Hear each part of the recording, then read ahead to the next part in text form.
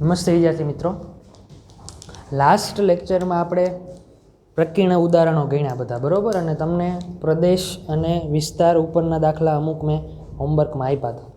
હવે આપણે આજે બાકીના દાખલાથી શરૂઆત કરશું. સ્વાધ્યાયમાં આવી જાઓ બરાબર. ઉદાહરણો આપણે બધા કમ્પ્લીટ કર્યા હતા બરાબર. ઉદાહરણ એક બાકી નથી રહ્યું ને હવે બરાબર. સ્વાધ્યાયમાં આપણે પહેલો દાખલો ગણીએ, પ્રકીર્ણ સ્વાધ્યાય.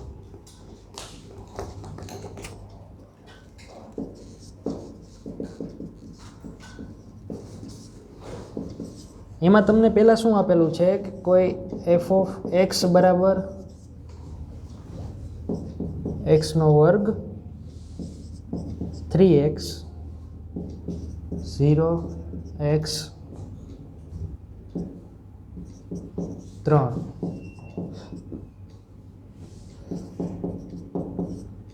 અને એ જ રીતે બીજું જી ઓફ એક્સ બરાબર શું આપેલું છે કે એક્સનો વર્ગ 3x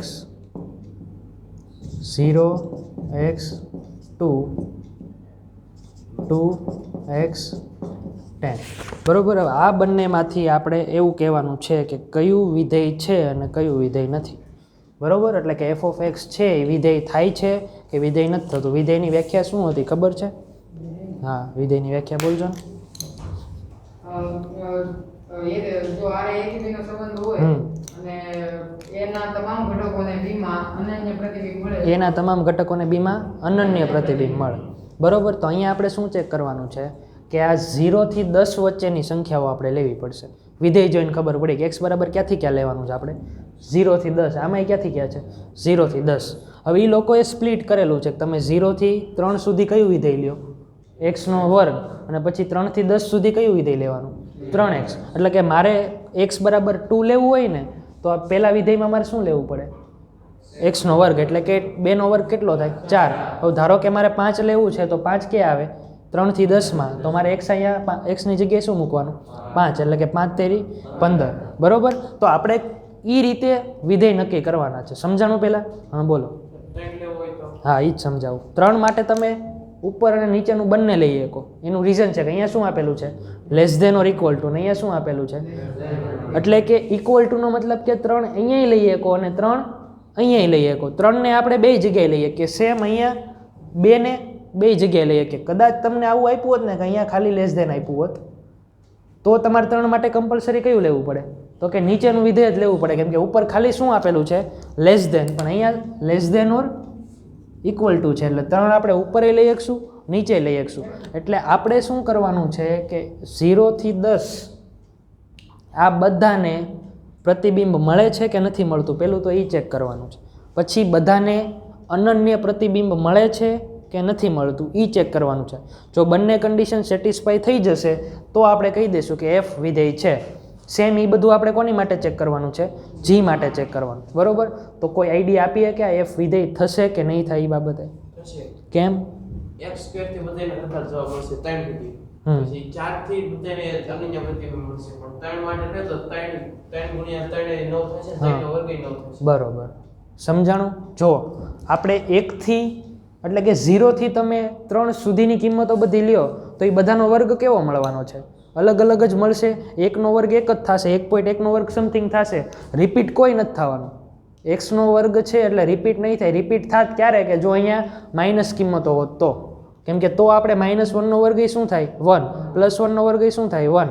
પણ અહીંયા શું થશે કે જે પણ કિંમતો તમે 0 થી 3 સુધીની લેશો ને બધાનો વર્ગ તમને અનન્ય મળશે કંઈક ને કંઈક. પછી 3 માટે તમે જો અહીંયા લ્યો ને તોય શું થઈ જાય? 9. અને અહીંયા લ્યો તોય 9 થાય. એટલે કે 3 માટે તમને આન્સર કેવો મળે છે? એક જ મળે છે, 9. હવે તમે 3 પછીની કિંમતો લ્યો તો એ બધામાં તો 3x આપેલું જ છે એટલે એ તો ખાલી 3 વડે શું થશે? ગુણાઈ જશે. એનો મતલબ કે આ વિધેયમાં શું થશે? બધી બે કન્ડિશન શું થશે? સેટિસ્ફાઈડ થઈ જશે. એટલે પેલું છે એ વિધેય છે. બીજું ચકાસો તો.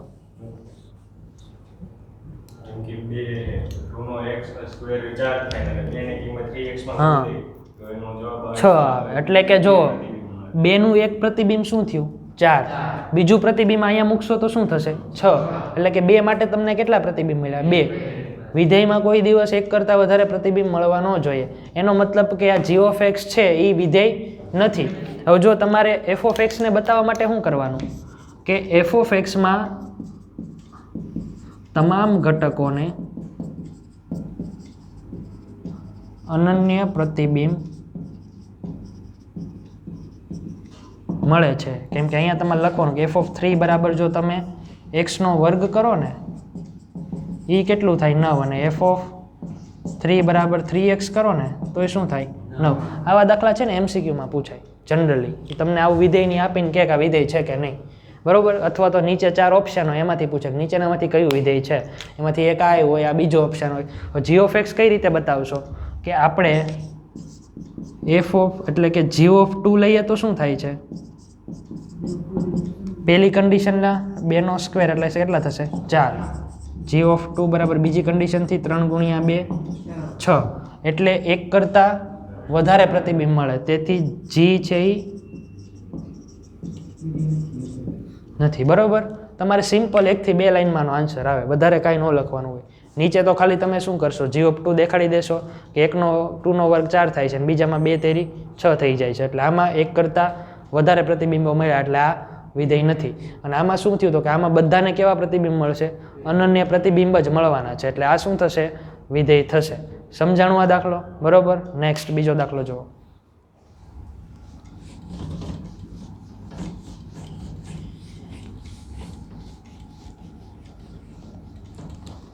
એમાં શું કીધેલું છે તમને કે એફ ઓફ એક્સ બરાબર શું આપેલું છે, એક્સનો વર્ગ.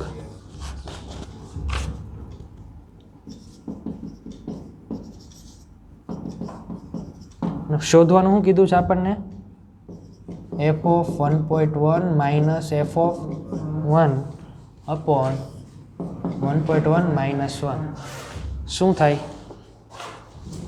સિમ્પલ છે. શું કરવાનું થાય આપણે અહીંયા, કોઈ કહેશે મને, લખાવી શકો આગળ આગળ. એફ ઓફ 1.1 શું થશે પહેલાં તો આપણે લેતા હતા ખબર, F of 1 F of 2 F of 3 બધી કિંમતો ત્યારે શું કરતા હતા, ખાલી એક્સની જગ્યાએ મૂકી દેતા હતા, બરોબર. તો અહીંયા એક્સની જગ્યાએ મારે એફ આ તો જો એફ ઓફ એક્સ જ છે ને આ શું છે એફ ઓફ જ છે. તો એફ ઓફ 1.1 શું થાય, 1.1 નો સ્ક્વેર, બરોબર. એટલે અહીંયા શું થઈ જશે 1.1 નો સ્ક્વેર, અહીંયા શું થશે 1 નો સ્ક્વેર છેદમાં 0.1, બરોબર. તો 1.1 નો સ્ક્વેર શું થાય 1.21 માઇનસ 1 અપોન 0.1 એટલે 0.21 અપોન 0.1 એટલે 2.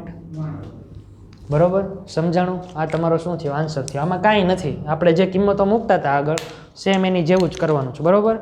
હવે એની પછીના દાખલો તમને મેં ત્રીજો દાખલો હોમવર્કમાં હતો, બરોબર. ચોથા દાખલામાં તમારે મને આન્સર દેવાનો છે. હવે તો એ ચોથો દાખલો આવડી જ જાય તમને.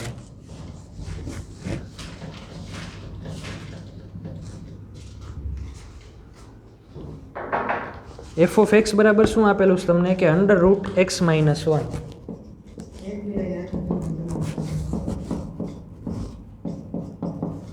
આનું આપણે શું શું ફાઇન્ડ કરવાનું કીધું છે, પ્રદેશ અને વિસ્તાર બંને શોધવાના છે, બરોબર. પ્રદેશ અને વિસ્તાર શોધવા હોય તો આપણે પહેલાં તો શું કરીએ, આની ઉપરથી ફર્સ્ટ સ્ટેપ મારું શું આવે કે x minus 1 greater than or equal to 0, બરોબર. આપણે એ જ કરીએ છીએ કે અંદરનો ભાગ કેવો આવવો જોઈએ, 0 કરતાં હંમેશા મોટો આવવો જોઈએ, રૂટમાં હોય.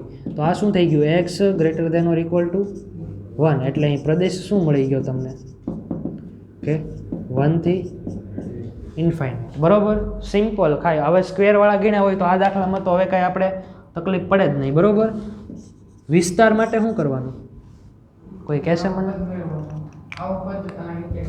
હા પણ શું થશે,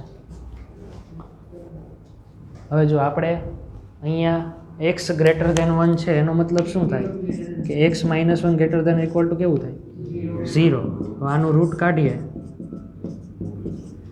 0 કરતાં મોટું જ થવાનું છે એટલે વિસ્તાર શું થયો,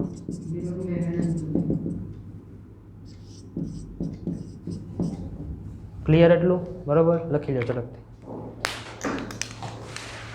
પ્રદેશ અને વિસ્તાર છે ને એ આ ચેપ્ટરનું સૌથી ઇમ્પોર્ટન્ટ પોર્શન છે, બરોબર. તમે બધા દાખલા જોવો છો ને એમાંથી પ્રદેશ અને વિસ્તાર શોધતા આવડી ગયું એટલે તમને આ ચેપ્ટર સમજાઈ ગયું સારી રીતે.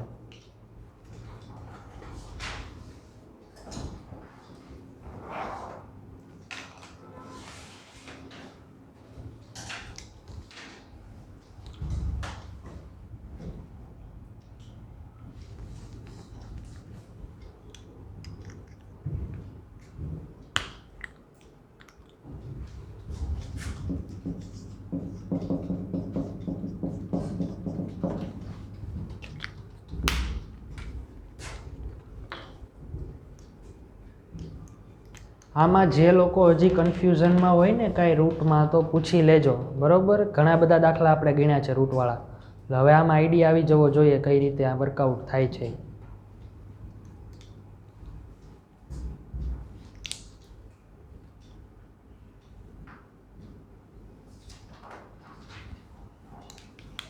હવે જો અહીંયા 5મા દાખલામાં ધ્યાન આપજો. અહીંયા શું છે? f of x બરાબર માનાંકમાં x - 1. પ્રદેશ શું આવશે? 0 to infinity. 0 થી ટોટલ સંખ્યા છે. હા. એટલે 0 થી મોટી કે 0 થી મોટી વાળા 3 આન્સર મળ્યા છે. ચલો તમારું શું કહેવું છે? 0 થી મોટી. ચાલો 4 આન્સર મળે. આપણું શું કહેવું છે? મારે છે ટોટલ 8. Infinity. શું ઇન્ફિનિટી? ખાલી વિધિ સંખ્યા આર. ચલો આન્સર એક ફર્યો છે. આપણે શું કહેવું છે? ટોટલ 8. બધી આર. 0 થી ઇન્ફિનિટી વાળા ક્યાં રૂટમાં છે? રૂટમાં તો નથી. રૂટમાં હોય તો આપણે ચેક કરવાનું હોય કે આની અંદર ઋણ આવે તો તમને શું વાંધો છે? માનક છે એટલે બાય આવશે પ્લસ એ વિસ્તાર થયો. આપણે વિસ્તારની ક્યાં વાત કરી? મેં પ્રદેશ પૂછ્યો ને. પ્રદેશ પૂછો. પ્રદેશ એટલે શું કહેવાય? એક્સની જે કિંમતો મૂકીએ છીએ એ. હવે એમાં એ અંદરનું ઋણ આવે તોય ભલે આવે, ધન આવે તોય ભલે આવે. વર્ગમૂળ હોય ને તો આપણે ચિંતા કરવી પડે. કેમ કે વર્ગમૂળ હોય તો અહીંયા વર્ગમૂળ પાછું ઋણ ન થઈ જવું જોઈએ, એની આપણે ચિંતા કરવી પડે. પણ અહીંયા તો શું છે? માનાંક છે. માનાંકમાં ઋણ થાય તો આપણને શું વાંધો છે? માનાંક એટલે તો આપ્યો છે કે ઋણને ધન કરી દે, નહીંતર શું આપણે એની જરૂર હતી? બરોબર. તો અહીંયા પ્રદેશ શું થશે? આર થશે. કેમ કે આરની કોઈ પણ કિંમત આપણે અહીંયા લઈ શકીએ. વિસ્તાર શું થશે? 0 યોગ r plus. 0 થી ઇન્ફિનિટી. કેમ કે જો અહીંયા તમે કોઈ પણ કિંમત મૂકવાના છો, આન્સરમાં તમને શું મળશે? ધન કિંમતો મળશે. અહીંયા તમે -5 અંદર આવતું હોય તો એ 12 શું થઈ જવાનું છે? +5. -10 આવતું હોય તો એ શું થઈ જશે? +10. માનાંક વિધેય સમજ્યા હતા? ખબર છે ને? આવી રીતે હતું કે -x ક્યારે? x લેસ ધેન 0 અને x ક્યારે ગ્રેટર ધેન ઇક્વલ ટુ 0. તો અહીંયા જે ઋણ કિંમતો માટે તો શું થઈ જવાનું છે? થઈ જ જશે ધન. પણ આની માટે ધન માટે ધનનું ધન રહેશે. એટલે આનું મારે પ્રદેશ તો આપણને શું મળ્યો હતો કે આર. વિસ્તાર શું મળશે? 0 થી ઇન્ફિનિટી અથવા તો બરોબર. સિમ્પલ છે આ તો. હવે એની પછીના દાખલા આપણે ચર્ચા કરીએ. દાખલા નંબર 6. આ દાખલાનો આન્સર મને વિચારીને આપજો શું થાય.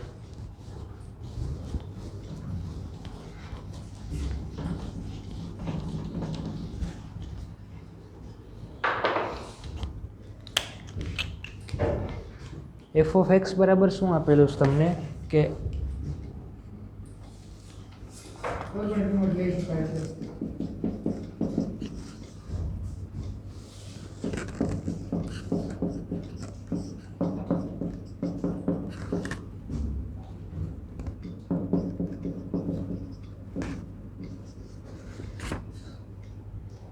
બરોબર. આર થી આરનું વિધેય છે.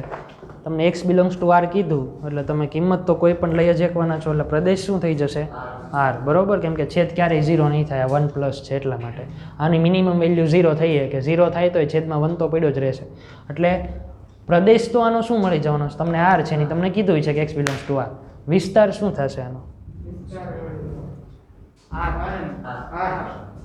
આટલું બધું ઇઝી નથી જેટલું તમે જેટલો ઝડપથી આન્સર દો છો ને એટલું. સમય સંખ્યા છે.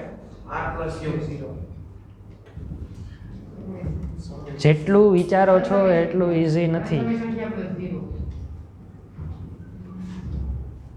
ડાયરેક્ટ જવાબ આપતા પહેલા વિચારો શું છે ત્યાં, પછી તમે આન્સર દો. 2-3 પોઈન્ટ લ્યો. 1 લઉં તો શું થાય, 2 લઉં તો શું થાય, 3 લઉં તો શું થાય, પછી ખબર પડશે ખરેખર આમાં શું થશે.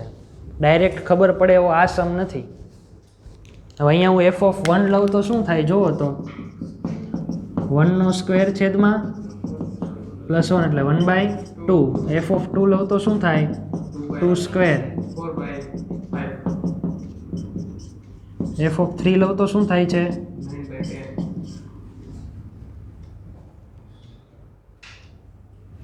હવે કોઈ આઈડિયા આવે? આ ધન વાસ્તવિક સંખ્યા. એ તો તું બોલ્યો તો પહેલાં, તોય મેં ના તો પાડી. હું નહીં બોલ્યો.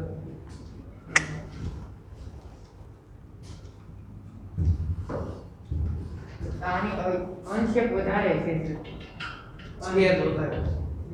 છેદ નહીં હા, વધારે. કે એ દેખાડ્યું છે. અંશ ઓછો છે. એ તો છે જ ત્યાં ઉપર જ લખેલું છે. વિચારો વિચારો શું થશે? ધન વાસ્તવિક અને જીરો છે. ધન વાસ્તવિક સંખ્યા નથી આવતી, ઋણ વાસ્તવિક સંખ્યા નથી આવતી, 0 પ્લસ ધન વાસ્તવિક સંખ્યા નથી આવતો આન્સર. એની સિવાયનો કોઈ આન્સર હોય તો બોલજો. અસમય નહીં આવે. અહીંયા 1/2 અસમય થયું છે. નહીં તો સમય આવી જ ગયો, તમારી સામે જ છે. 0.5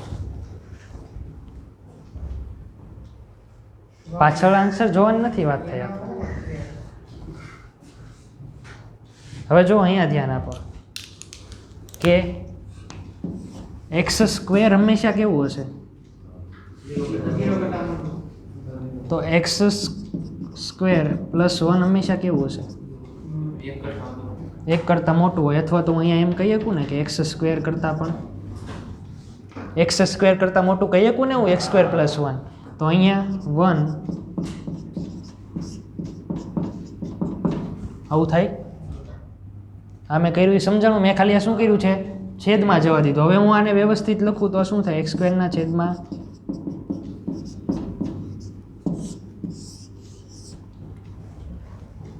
આ શું થયું છે?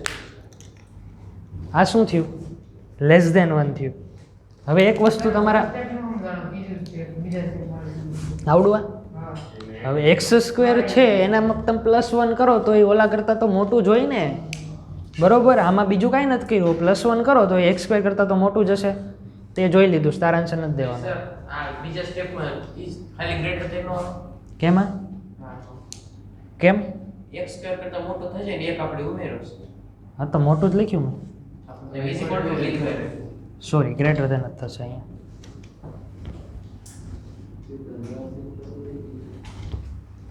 હવે ચાલો, આ આપણને એક લિમિટ મળી ગઈ કે 1 કરતાં નાનું છે. આમ નાનામાં ક્યાં સુધી જાય છે એ તો જોવું પડશે ને. એ તો ખબર છે, પણ હવે પાછું આમ કેટલું જાય છે આપણે બે સાઈડથી એને રાખવું પડે ને. આ તો એક સાઈડનું મળ્યું આપણને. હજી ગ્રેટર ધેન હોત તો આપણે કહી દેત કે ભાઈ ચલો 1 થી લઈને +∞ સુધી. લેસ ધેનમાં શું થાય? -∞ સુધી. સર જીરો છે. એ નીચે મોટી સંખ્યા છે એટલે 0 થી 1 એટલે જોયા પછી તો તારી એમાં જ હોય ને. આન્સર આપી શકો તો બોલો. જીરો ઓછામાં ઓછી કિંમત જીરો થાય.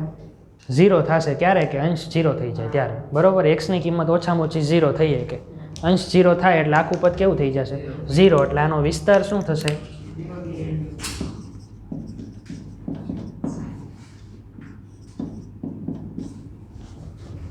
બરોબર?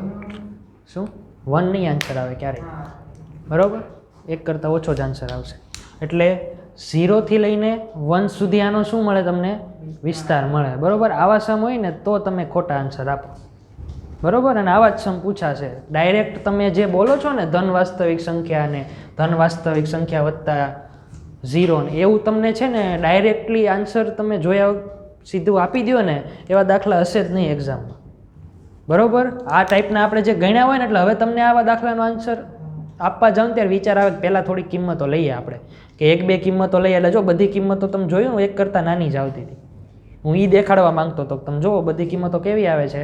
1 કરતાં નાની આવે છે. અને એ તમે અહીંયાથી બતાવવાનું આ રીતે રહે. તમારે MCQ હોય તો તમે અમુક કિંમતો લેવા તો ખબર પડી જાય કે આના કરતાં કેવું છે? મોટું છે. એટલે 1 કરતાં તો કિંમત કેવી આવશે? નાની જ આવશે. સમજાણું? લખી લ્યો આ દાખલો.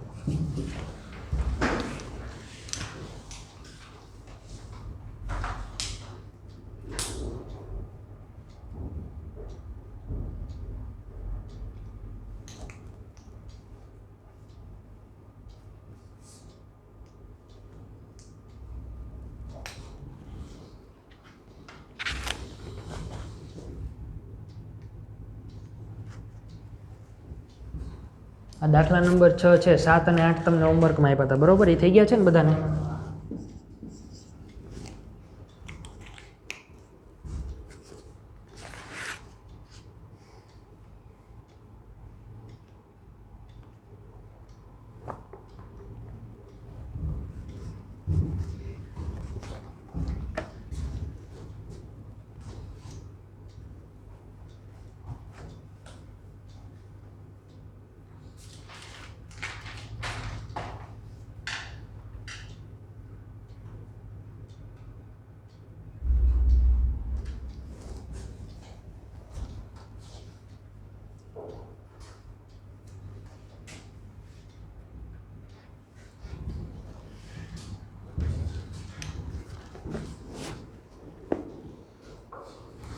લખાઈ ગયું બધાને?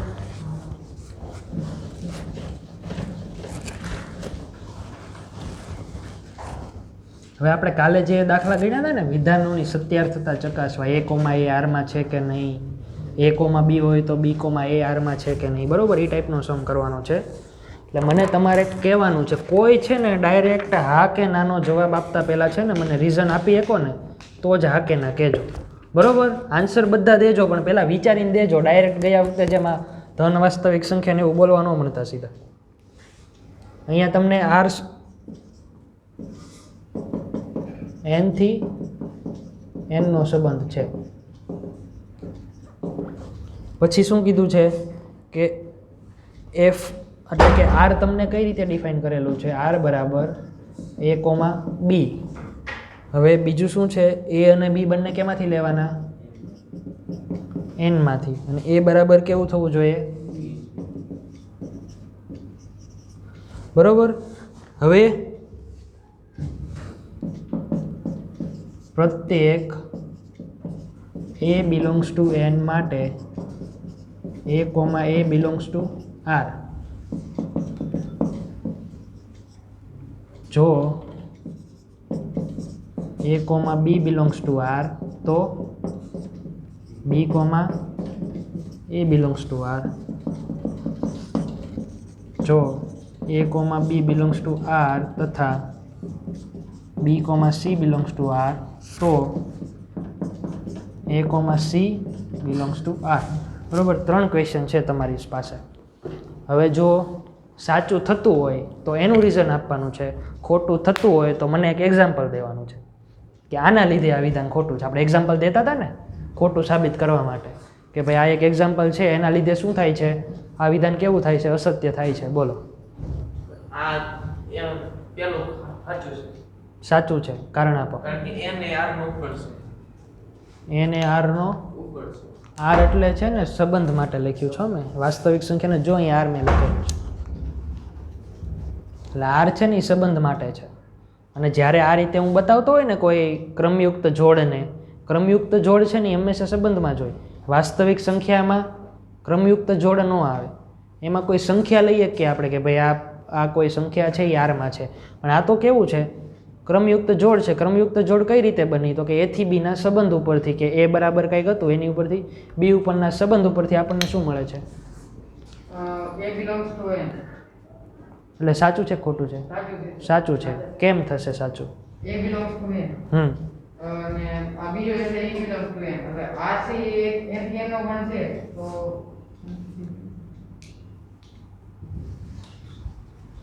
વિચારો વિચારો.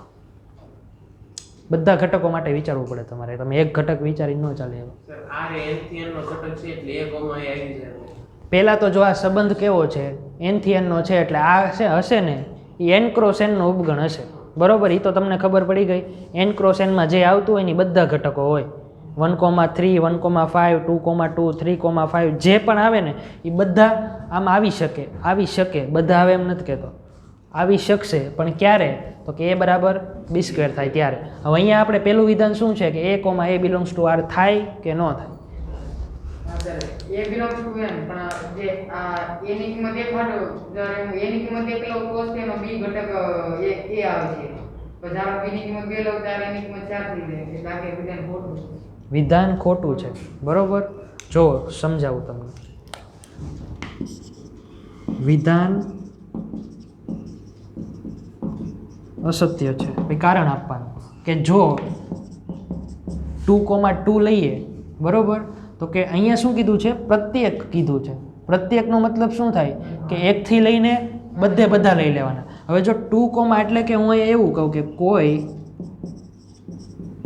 2 બિલોંગ્સ ટુ n માટે 2,2 બિલોંગ્સ ટુ r થવા માટે 2 = 2² નહીં થાય. એટલા માટે આ કેવું થશે?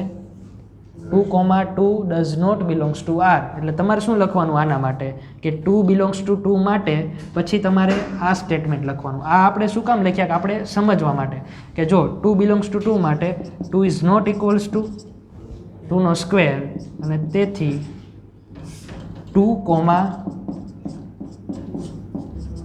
એટલા માટે વિધાન કેવું છે? અસત્ય છે. કારણ તમારે આ દેવું પડે, કોઈ 2 બિલોંગ્સ ટુ n માટે 2 is not equals to 2 square, અને તેથી જો આ તો 2,2 does not belongs to R. પેલું સમજાઈ ગયું, પેલું વાક્ય બરોબર. બીજું સ્ટેટમેન્ટ બોલો. એમાં રીતની આ બે વાળું ઉદાહરણ લાગુ પડે છે અસત્ય છે સર. એમાં બધું નથી હો, જો બધા ઘટકો માટે નથી કીધું. જો a, b આવે એટલે કે પહેલાં a, b તો આવવું જ જોશે. તમારે એવું લેવું પડે કે a, b હંમેશા સંબંધમાં આવશે તો b, એ થાય છે કે નથી થતું એ કહેવાનું છે. અહીંયા તો પ્રત્યેક હતું ને એટલે આપણે કોઈ પણ એક્ઝામ્પલ લઈને કહીએ કે આ સંબંધ છે એટલે કે a, a આરમાં નથી. આમાં તો તમારે a, b તો પહેલાં તમારા સંબંધમાં આવશે જ તે. એટલે તમે એવું એક્ઝામ્પલ ન લઈ શકો કે પહેલેથી તમે 2,2 અહીંયા ન લઈ શકો, કેમ કે 2,2 આરમાં નથી આવતું તો તમે અહીંયા તો લઈ જ નથી શકવાના. અહીંયા કયા લેવાના કે a, b ઓલરેડી આરમાં હોય જ તે. આપણે કાલે તે એક્ઝામ્પલમાં a, b તો આરમાં લીધું હતું, પછી ચેક કર્યું હતું b, a છે કે નહીં. જો a, b હોય તો b, a હોવું જ જોઈએ, પણ a, b નથી તો b, એનો કોઈ સવાલ જ નથી રહેતો. બરોબર. 2 4 લો તો 2 4 થી ઉદાહરણ લઈએ 2 4 તું આમ મને ક્રમયુક્ત જોડમાં કે ભાઈ આ લેવું જ મારે 2,4 કે 4,2 જે કહે છે. 2,4 લખો 2,4 લેનો મતલબ શું થાય કે a બરાબર b સ્ક્વેર, 2 બરાબર 8, 4નો વર્ગ. ક્યાં સાચું છે? 4,2. તો 4,2 લે તો શું થાય કે 4 બરાબર 2નો વર્ગ. એ સાચું થયું. એટલે કે 4,2 કેમાં છે? આરમાં છે, પણ 2,4 આરમાં નથી. સમજાણું? ન સમજાણું એ મને બીજું એક્ઝામ્પલ દે તેની સિવાયનું કોઈ. હે? હા, એટલે કહું તો હા, એટલે કહું હા નહીં પાડવાનું. પહેલાં જો અહીંયા આપણે કયું ઘટક લીધો કે 4, આ સાચું છે? 4,2 આરમાં આવશે તારે મૂકવાનું. જો એની જગ્યાએ શું મૂકવાનું? 4. બીની જગ્યાએ શું મૂકવાનું? 2નો વર્ગ. તો આ આરમાં આવશે, પણ 2,4 કેમ?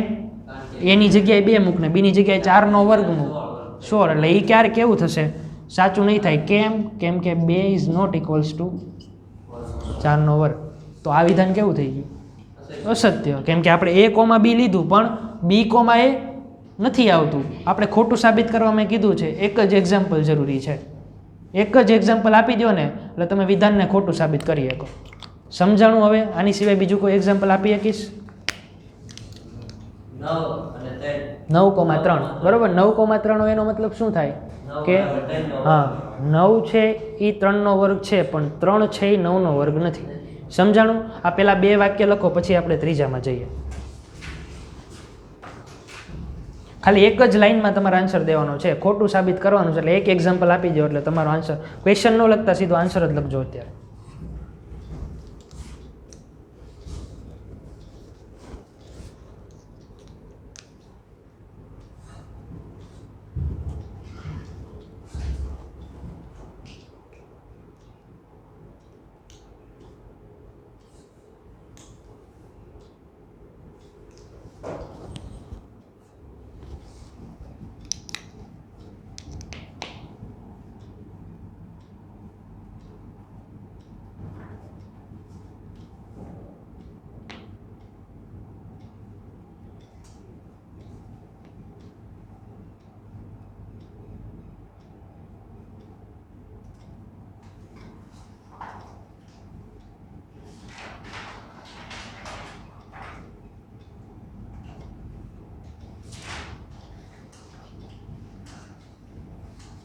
કમ્પ્લીટ.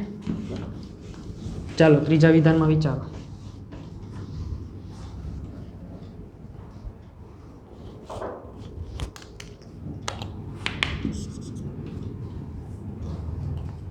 સત્ય થશે કે અસત્ય થશે? પહેલાં જો સમજાવી દો. a, b આરમાં હશે જ તે, b, c આરમાં હશે જ તે. આ બંને આરમાં હોય તો a, c આરમાં છે કે નહીં એ તમારે ચકાસવાનું છે.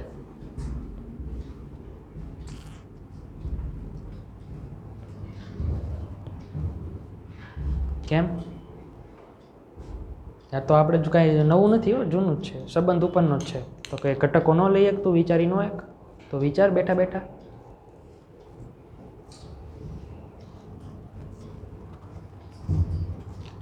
જો અહીંયા ધ્યાન આપો.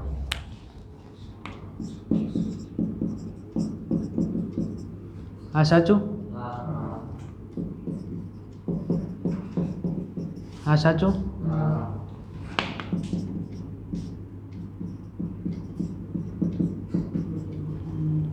16,2 તો નહીં આવે. કેમ? 2 નો વર્ગ 4 થાય. એટલે અહીંયા લખવાનું કે 16 ઇઝ નોટ ઇક્વલ્સ ટુ 2 નો વર્ગ. એટલા માટે અહીંયા આ વિધાને કેવું થશે? અસત્ય થશે. આ દાખલામાં તમારે છે ને અહીંયા લીધા છે ને એની સિવાયના એક્ઝામ્પલ લઈને ગણવાનું છે. ઘણી ચોપડી માંથી બરોબર? કેમ કે તમારે મેઇન એ ધ્યાન રાખવાનું છે કે આપણે આના એક્ઝામ્પલ લેશું ને તો તમે જાતે નહીં વિચારી શકો કે અહીંયા આપણે 2,2 લઈને પહેલું સાબિત કર્યું હતું. બરોબર? પછી બીજા માટે શું સાબિત કર્યું તો કે 2,4 અને 4,2. તમારે એની સિવાયના જ એક્ઝામ્પલ લેવાના છે. એક્ઝામ્પલ તો તમારે જોતા હોય એટલા મળી જશે. બરોબર? એટલે આ દાખલો તમારે એ રીતે તમે કમ્પ્લીટ કરજો. નેક્સ્ટ દાખલો જો.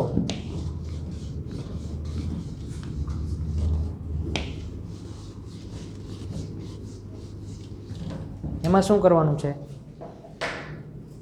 કે તમને એક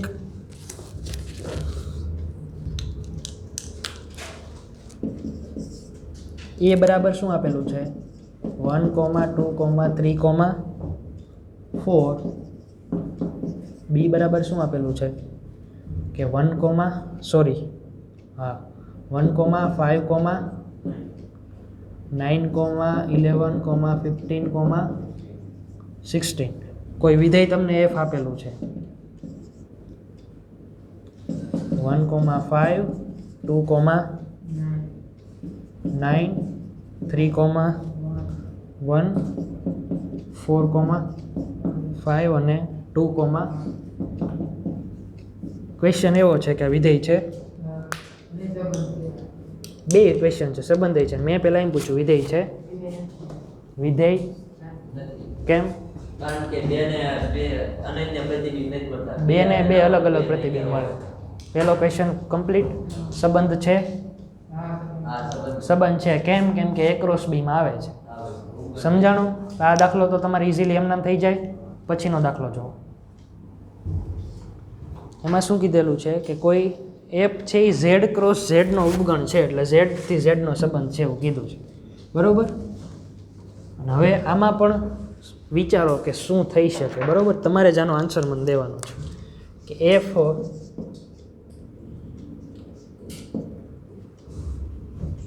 બરાબર A B A plus B. A B belongs to Z. બરોબર? એફ છે એ ઝેડ થી ઝેડનું વિધેય છે કે નથી? હવે જો એ અને બી ક્યાંથી લેવાના છે તમારે? હું એક એક્ઝામ્પલ આપીને સમજાવું તમને. એ અને બી ક્યાંથી લેશો? ઝેડમાંથી. એટલે તમે એ અને બી બરાબર ધારો કે 2 અને 3 લ્યો છો, તો 2 અને 3 એટલે કે 2 તેરી 6 અહીંયા લખવાના, 5 અહીંયા લખવાના. બરોબર? એ રીતે હું કહું છું. એવી રીતે તમારે સંખ્યાઓ વિચારવાની છે. 2 પ્લસ 2 ગુણ્યા 2 4 થાય, 2 પ્લસ 2 4 થાય. એ રીતે તમારે સંખ્યાઓ લેવાની છે. તો હવે આ વિધેય થશે. 2 ને 2 પૂરી. હા.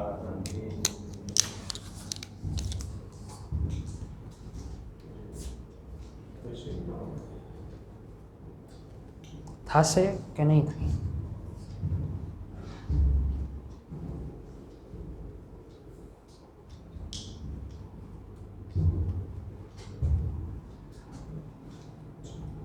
થશે? થશે કે નહીં થાય? શોપતની બે નહીં થાય તો ઉદાહરણ આપ.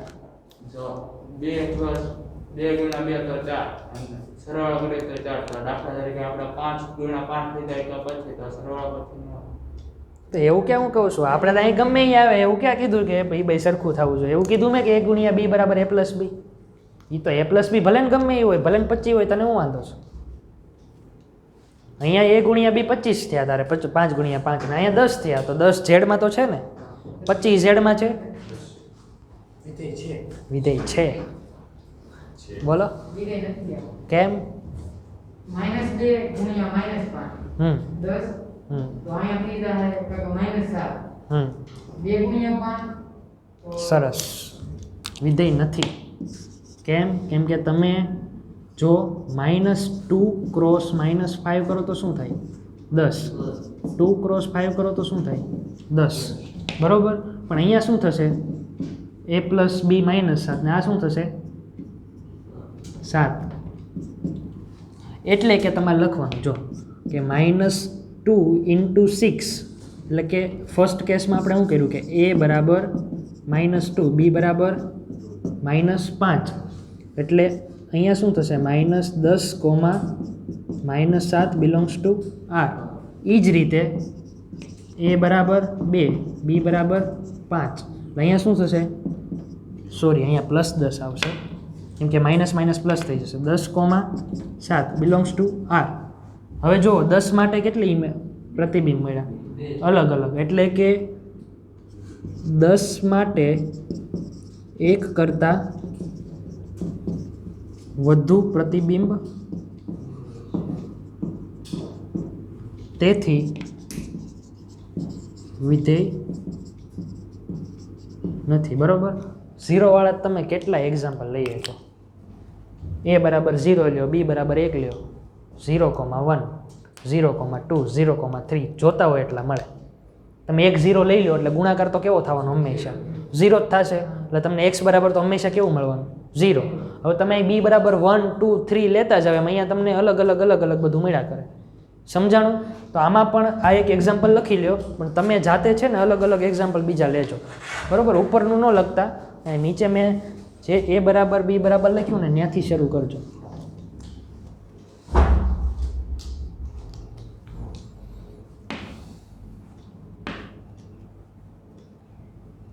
કે આપણે ખોટું સાબિત કરવા માટે એક જ એક્ઝામ્પલ જરૂરી છે.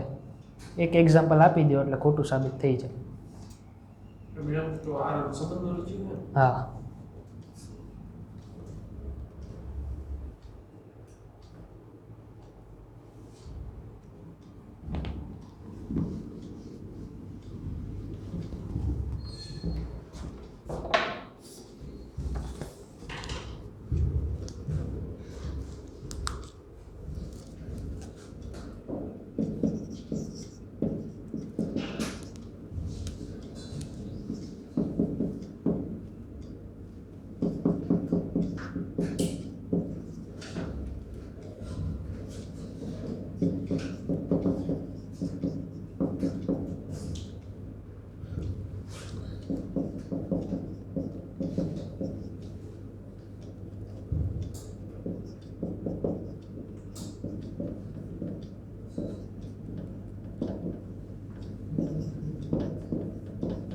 વિસ્તાર મેળવવાનો છે. બરોબર. બહુ ઇઝી છે આ સમ. a થી n છે એટલે એના તમામ ઘટકો આપણે લઈ લેવાના. બરોબર. a બરાબર આપણે જે લઈએ છીએ એનો આપણે બીમાં શું લખવાનું? એનો મહત્તમ અવિભાજ્ય અવયવ તમારે લેવાનો થાય. બરોબર. એટલે ધારો કે અહીંયા હું f(9) લઉં તો પહેલાં તો 9ના અવયવો વિચારવા. 9ના અવયવો કેટલા મળે? 3, 3 અને 9 અને 1 ટોટલ કેટલા? એટલે કે 3, 1 અને 9 3 અવયવો મળ્યા તમને. એમાંથી અવિભાજ્ય અવયવો કયા છે? 3 એક જ છે. હવે જો એક કરતાં વધારે અવિભાજ્ય અવયવ હોય તો આપણે વિચારવું પડે કે મહત્તમ અવિભાજ્ય અવયવ કોણ છે? અવિભાજ્ય અવયવ જ કેટલા છે? 1. એટલે અહીંયા શું થાય? ખાલી 3. f(10) શું થશે?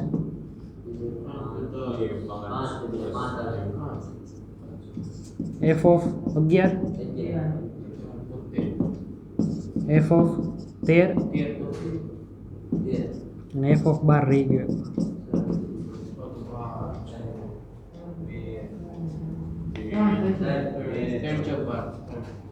બરોબર. તો આનો વિસ્તાર શું થાય?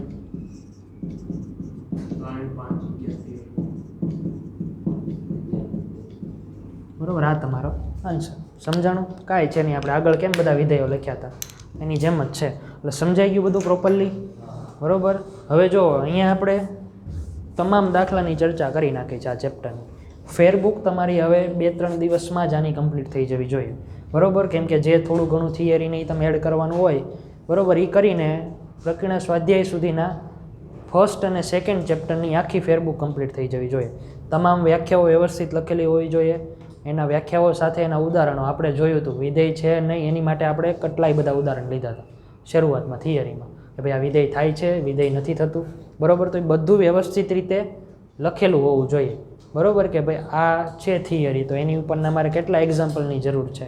તમે ભલે બધા આપણે અહીંયા 5-6 એક્ઝામ્પલ લીધા હોય, તમે ભલે 2 એક્ઝામ્પલ જ લો, 2 એક્ઝામ્પલમાં બધું તમને સમજાઈ જવું જોઈએ, બરાબર. અને ચેપ્ટર 2ના એન્ડમાં મેં કીધું હતું એમ કે સારાંશનું 1 પેજમાં વ્યવસ્થિત રીતે આખું સમરી આવી જવી જોઈએ, બરાબર. એમાં તમે બધી ઇમ્પોર્ટન્ટ વ્યાખ્યાઓ છે, સારાંશ પાછો સારાંશની રીતે બનાવજો, એ પાછું ફેરબુક પાર્ટ 2 ન કરી નાખતા, બરાબર. એમાં તમારે ખાલી 1 થી 1.5 પેજમાં બધું આવી જવું જોઈએ. પછી એમાં પાછા તમે બધી વ્યાખ્યાઓનું ઉદાહરણોની બધું એમાં ન લખતા, બરાબર. એ આપણે લાસ્ટ મિનિટ ઉપર જ્યારે આખા ચેપ્ટરનું રિવાઇઝ કરવું હોય ને એની માટે છે, બરાબર. એટલે એ વ્યવસ્થિત રીતે કમ્પ્લીટ કરો, બરાબર. એની યારે કોઈ આપણે લેવા દેવાના, આપણે ભણ્યા છીએ, આપણી થિયરી છે એ પ્રમાણે બનાવો, બરાબર. એટલે આપણે અહીંયા ચેપ્ટર કમ્પ્લીટ કરીએ છીએ, વ્યવસ્થિત રીતે બધું સમજજો. નેક્સ્ટ લેક્ચરથી આપણે કોઈ નવા ચેપ્ટરમાં એન્ટર થશું, બરાબર. એટલે ત્યાં સુધી કીધું એમ કે આનું વર્ક બધું જેટલું છે, આજે જેટલા દાખલા તમારે બાકી હતા એ બધા હોમવર્કમાં કમ્પ્લીટ કરી નાખવાના રહે, બરાબર. અહીંયા ગણ્યા છે એ બધા વ્યવસ્થિત રીતે તમારે કરવાના છે. એટલે પ્રકીર્ણ સ્વાધ્યાયના જે દાખલા તમે 2 કે 3 દાખલા તમને હોમવર્કમાં હતા, એની સિવાયના બધા બાકી જ હતા. એટલે એ બધા દાખલા આજે હોમવર્કમાં કમ્પ્લીટ કરવાના છે અને ફેરબુક કમ્પ્લીટ કરવાનું, બરાબર. નેક્સ્ટ લેક્ચરથી આપણે નવું ચેપ્ટર સ્ટાર્ટ કરશું.